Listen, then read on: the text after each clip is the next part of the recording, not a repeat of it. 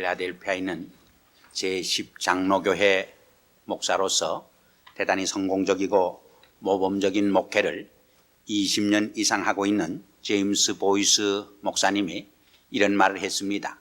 현대교회의 가장 치명적인 약점은 참 예수 그리스도의 제자들이 결여된 데 있다, 그런 말을 했습니다. 그리고 한 걸음 더 나가서 그리스도인으로 우리가 부름을 받았다고 하는 것은 예수의 제자로 부름을 받았다고 하는 것을 의미하는데, 오늘날 많은 크리스찬들이 그것을 바로 의식하지 못하고 살아가고 있다고 주장을 했습니다. 그 점에서 오늘 본문 말씀에 나타난 예수님이 최초로 제자들을 부르신 이야기를 통해서 우리가 제자로 부르심을 입었다고 하는 것이 어떤 의미를 갖고 어떤 삶을 살기로 부름을 받은 것인가를 묵상해 보려고 합니다. 우리가 사도행전 11장 26절을 읽어보면 안디옥에서 비로소 제자들이 그리스도인으로 일컬음을 받게 되었다고 하는 말을 읽을 수 있습니다. 그러니까 우리가 그리스도인이 되었다고 하는 것은 예수의 제자가 되었다고 하는 것을 의미하는 것입니다. 물론 사복음서를 읽어보면 마가는 좁은 의미에서 제자라고 하는 말을 사용합니다. 주로 예수님의 12제자에게 한해서 제자라고 하는 말을 사용합니다. 그러나 누가는 좀 더 넓은 의미에서 예수님을 믿는 모든 크리스찬들을 향하여서 제자라고 명명하고 있는 것을 우리가 알 수 있습니다. 오늘 읽은 본문 말씀은 예수님께서 최초로 베드로 형제와 야고보 형제를 그의 제자로 불러주시는 그러한 감격스러운 내용의 말씀인 것입니다. 근데 거기에 보면은 예수님께서 자기의 제자를 부르실 적에 몇 가지 특징을 지니고 있는 것을 우리가 관찰할 수 있습니다. 첫째로 18절에 보니까 갈릴리 해변을 두루 다니시다가 이들을 불러주셨다고 했습니다. 이 갈릴리 해변이라고 하는 말은 예루살렘과는 아주 대조적인 지방입니다. 예루살렘이 특권층이 사는 도시라고 하면은 갈릴리 지방은 서민들이 사는, 가난한 사람들이 사는, 보통 사람들이 사는, 평범한 사람들이 사는 지방이었음을 우리는 잘 알고 있습니다. 그것은 무엇을 우리에게 말해주는 것입니까? 예수의 제자가 되기 위해서는 특권층에 있는 사람이어야 한다는 말이 아닙니다. 많은 권력과 지위와 지식이 있어야 예수의 제자가 될 수 있다고 하는 말이 아닙니다.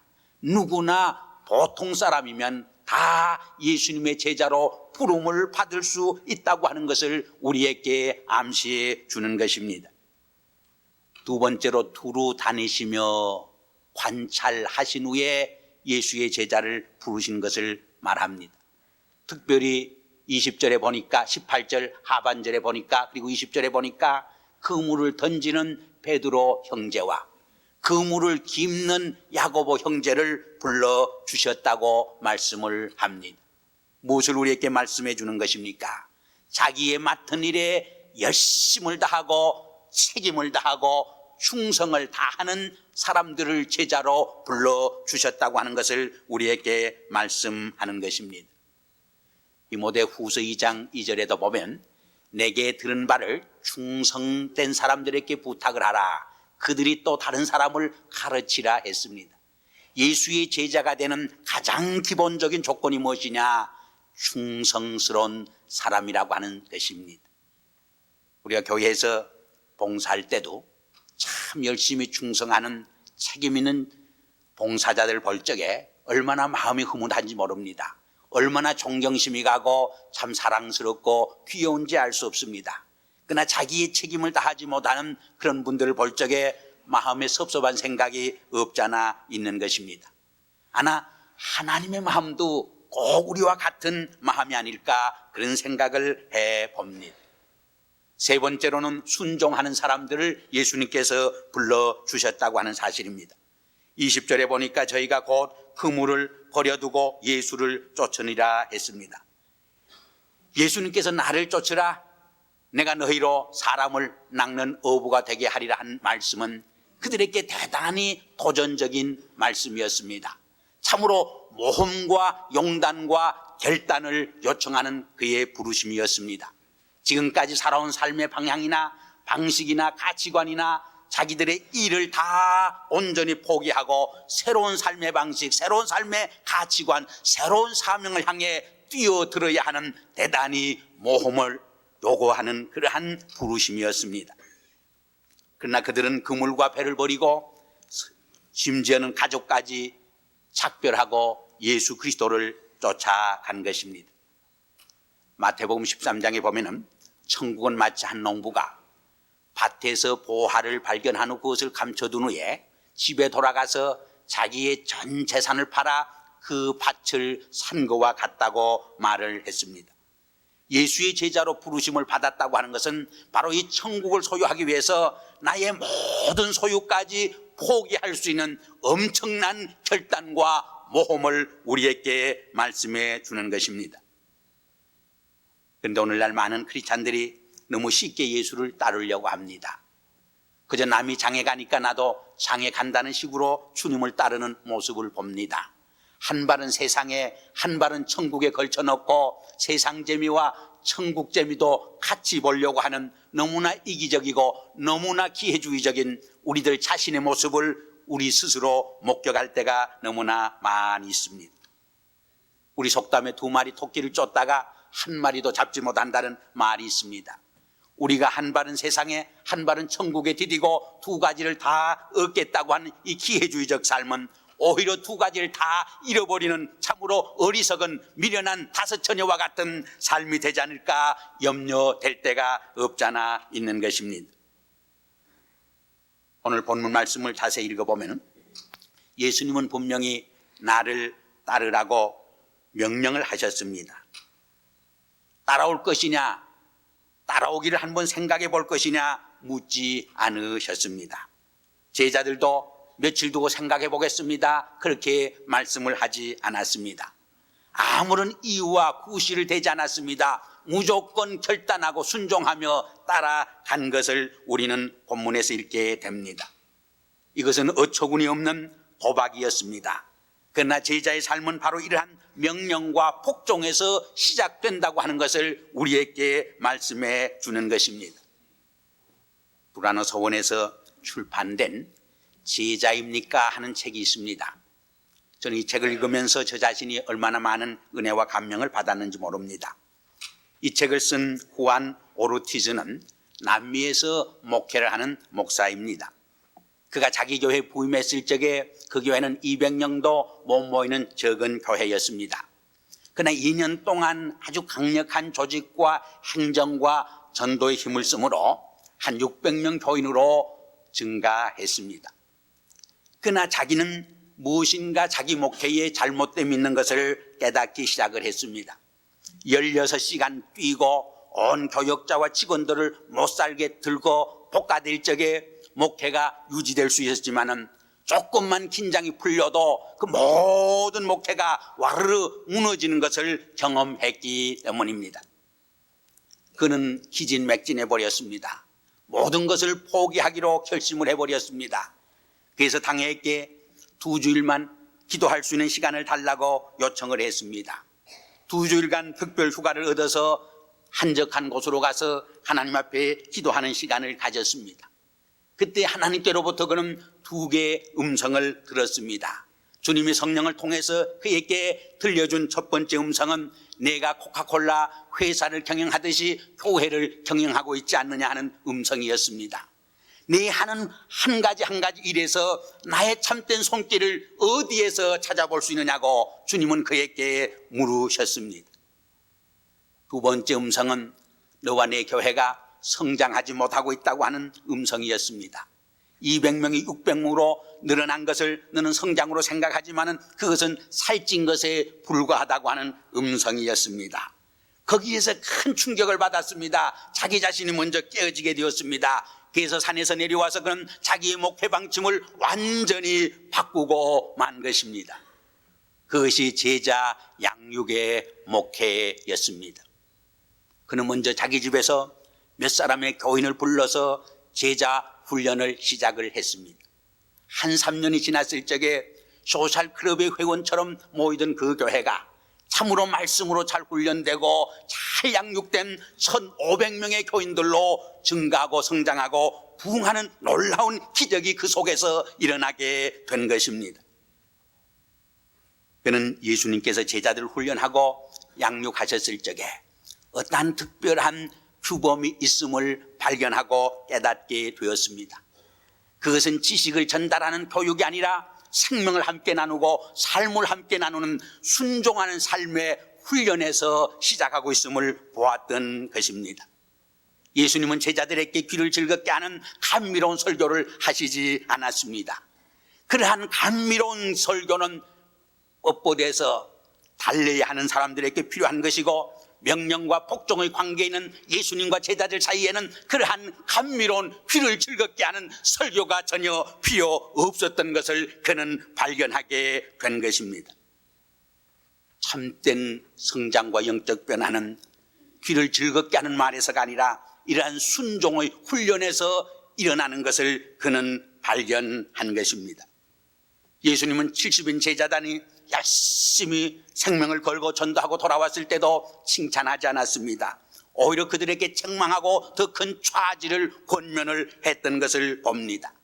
귀신들이 너에게 항복하는 것을 기뻐하지 말고 너의 이름이 하늘나라에 기록된 것을 인하여 기뻐하라고 오히려 새로운 명령과 도전을 하신 것입니다. 예수님을 환영하지 않는 사마리아 마을을 불을 내려 벌을 주라고 야고보 형제가 말했을 적에 오히려 예수님은 그들 형제를 책망했습니다.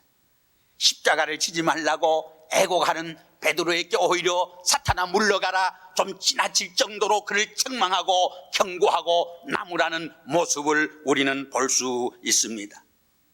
이 모든 것은 그들을 참 제자로 만들기 위한 순종의 훈련이었던 것을 우리는 너무나 잘 알고 있습니다. 우한 오르티즈는 복종 없는 양육은 있을 수 없다고 말합니다. 그러나 양육받는 사람들이 참으로 하나님의 위대한 종들로 순종하는 삶을 배우도록 양육하기 위해서는 양육자가 먼저 하나님 말씀에 거꾸로 지고 넘어지고 순종하는 삶의 모본을 보여야 한다고 그는 지적하고 있습니다. 왜냐하면 예수 그리스도께서 참으로 하나님께 순종하는 모본을 제자들 앞에서 친히 보여주셨기 때문입니다. 저는 그의 글을 읽으면서 저 자신이 얼마나 큰 감명을 받고 은혜를 받고 저 자신이 큰 깨달음과 부족감을 느끼면서 회개했습니다. 그럼 구체적으로 나를 따라오너라, 내가 너희로 사람을 낚는 어부가 되게 하리라고 하는 말씀을 하셨을 적에 그 뜻이 구체적으로 무엇을 의미하는 것입니까? 첫째로 이제는 내가 내 자신의 것이 아니요 하나님의 것이요 주의 종이 되었음을 받아들이고 선언하는 삶의 결단인 것입니다. 고린도전서 6장 19절 20절에 보면 너희 몸은 너희가 하나님께로부터 받은 바 너희 가운데 계신 성령의 전인 줄 알지 못하느냐. 너희는 너희 것이 아니라 값으로 산 것이 되었으니 그런즉 너희 몸으로 하나님께 영광을 돌리라고 말씀했습니다. 무슨 말입니까? 과거에는 내 몸이 나의 것이었습니다. 나의 삶이 사탄에게 속해서 사탄이 기뻐한 도구로 살아왔습니다. 그러나 예수님의 지혜자로 부름받은 이제 나의 삶은 하나님의 도구로서 주님의 종으로서 하나님의 영광을 드러내는 삶을 살아야 할 책임과 사명이 있다고 하는 말인 것입니다. 그러므로 예수의 제자로 부름받은 우리들은 우리의 몸을 함부로 어뷰스 학대해서는 안 됩니다. 알코올로 학대하고 담배로 학대하고 향락으로 학대하고 마약으로 학대하고 과로와 화식으로 확대하는 것은 하나님 앞에 경건하지 못한 죄가 된다고 하는 것을 우리는 기억을 해야 합니다. 우리의 몸이 하나님이 거하시는 주님이 거하시는 거룩한 성전이 되게 해야 합니다. 우리의 몸과 행동과 언어와 생활을 통해서 하나님께 산 제물로 드려지는 살아있는 예배가 되게 해야 하는 것입니다. 둘째로 나를 따라오너라, 내가 너희로 사람을 낚는 어부가 되게 하리라 하는 말은 회개의 삶, 다시 말해서 주 안에서의 새 삶을 위해서 육신에 속한 나 자신에 대한 죽음을 선언하는 것을 의미합니다. 요한복음 12장 24절에 보면 내가 진실로 진실로 너희에게 이르노니 한 알의 밀이 땅에 떨어져 죽지 아니하면 한 알 그대로 있고 죽으면 많은 열매를 맺느니라 했습니다.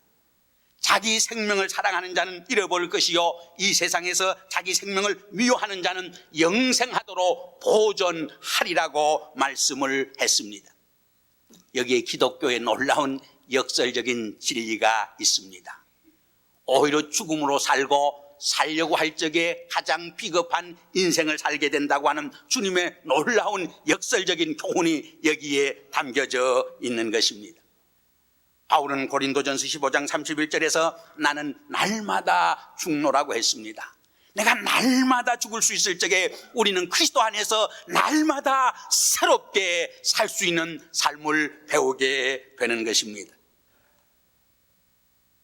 어떤 이가 선교사는 죽기 위해서 임지로 떠나는 사람들이 아니라 이미 죽어서 떠나는 사람들이라고 했습니다. 사실 우리가 죽을 적에 세상에 유혹이 없습니다. 세상에 두려울 것이 없습니다. 세상에 겁날 것이 없습니다. 왜 우리가 비겁하게 삽니까? 왜 우리가 째째하게 삽니까? 왜 우리가 졸렬하게 삽니까? 왜 그렇게 치사하게 삽니까? 이 목숨 하나 때문입니다. 생명이 두려워서입니다. 그러나 우리가 나 자신에 대해서 죽을 적에, 나 자신의 교만에 대해서 죽을 적에, 나 자신의 혈기에 대해서 죽을 적에, 나 자신의 정욕에 대해서 죽을 적에, 나 자신의 이기심에 대해서 죽을 적에, 나 자신의 질투와 시기에 대해서 죽을 적에 우리의 삶 속에 놀라운 새로운 삶의 역사가 일어나고 나를 통해서 하나님의 놀라운 기적이 이루어지는 것을 우리는 체험하게 되는 것입니다. 셋째로 나를 따라오너라. 내가 너희로 사람을 낚는 어부가 되겠다고 하는 말씀은 우리 한 사람 한 사람을 향한 하나님의 계획과 뜻이 있는데 그것을 찾아 살도록 불러주시는 초청을 의미합니다. 요한복음 6장 38절에 보면 내가 하늘로서 내려온 것은 내 뜻을 행하려 함이 아니요 나를 보내신 이의 뜻을 행하려 함이니라 했습니다. 예수님께서도 마태복음 7장 21절에서 나더러 주여 주여 하는 자마다 다 천국에 들어갈 것이 아니라 다만 하늘에 계신 아버지의 뜻대로 행하는 자라야 천국에 들어갈 수 있다고 분명히 말씀을 했습니다. 우리가 제자로 부르심을 받았다고 하는 것은 주님이 세상에 계실 적에 하나님의 뜻을 온전히 순종하고 실현했듯이 우리를 향한 하나님의 뜻과 계획을 발견해서 그 계획과 뜻을 실현하기 위해서 순종하고 헌신하는 삶을 의미하는 것입니다. 이것이 바로 예수님의 제자된 삶의 길입니다. 주님처럼 나 자신을 100% 헌신하고 순종할 수 있을 적에 거기에서 놀라운 하나님의 기적과 새로운 역사가 일어나는 것을 우리는 체험할 수 있게 됩니다. 바울은 디모데후서 2장 15절에서 내가 진리의 말씀을 옳게 분별하며 부끄러울 것이 없는 일꾼으로 인정된 자로서 내 자신을 하나님 앞에 드리기를 힘쓰라고 권면했습니다. 우리가 개척교회를 이렇게 도와줘 보면은 어떤 분들은 2, 3년 내에 크게 교회를 부흥시킵니다. 그러나 어떤 분들은 그저 3년, 5년을 가도 늘 제자리 걸음을 합니다. 가만히 살펴보면 인물도 잘생기고 교육도 잘 받고 모든 것을 다 갖추었는데 무엇인가 하나가 결여되어 있는 것을 발견하고 깨닫게 되는 것입니다. 그것은 하나님 앞에 자기 자신을 온전히 드리는 충성과 헌신과 희생이 결여된 것을 우리가 발견하고 깨닫게 되는 것입니다. 캐나다 토론토에 가면 아주 세계적으로 유명한 교회가 하나 있습니다. 그것은 피플스 처치입니다. 세계에서 단일 교회로서는 400여 명의 선교사를 세계에 파송한 아주 모범적인 교회입니다. 사실 교회 출석 인원은 우리 영락교회와 거의 같습니다. 그 교회를 창립한 오스왈드 스미스 목사님이 젊은 시절에 생일날에 그런 기도를 하나님 앞에 드렸다고 합니다.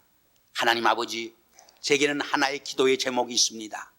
그것은 세상의 부귀영화를 구하는 기도의 내용이 아닙니다. 향락을 구하는 것도 아닙니다. 그것은 이미 버린 지 오래입니다. 저 자신을 드리기를 원하는 기도가 있습니다.